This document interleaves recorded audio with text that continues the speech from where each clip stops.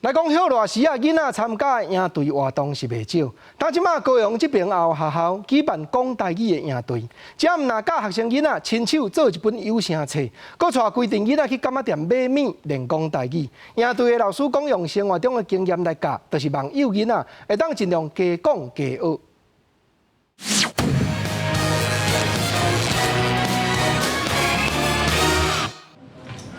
已经许热，这群小学生参加营队，对老师买起学校对面市仔的柑仔店。柑仔店内底啥物物件拢有，囡仔四界看，挑战用台语买物件。这个23啊，那里16块。来，你过来。踅柑仔店买物件，唔但爱会晓讲，嘛爱会晓写台文。刷落来去买凉水，同款爱会晓讲台语，才有通啉。 囡仔较无惯势讲台语，毋过无要紧，就透过这个活动，互愈来愈惯势，互伊知影哦，台语真好用。考台语认真。台语做好耍。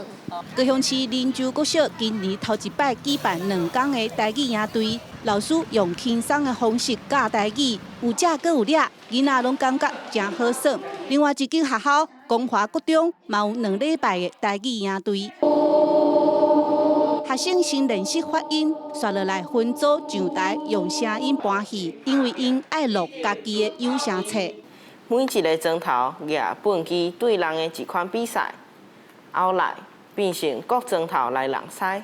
为着这本有声册，老师先带学生林北附近临港线铁路甲路中庙，互因家己画世界图、写乡土故事。 这款的台语营队，嘛有国文老师带查某囝做伙参加。学校的闽南语课程是有限的，他很喜欢，他每天回来就是在背那些闽南语课本上面的课文啊，唱那些歌。囡仔会当嚟阮遮学到遮，不管是母语啦，或者是讲伊会当写剧本，会当来做一本家己的册，吼，这个能力。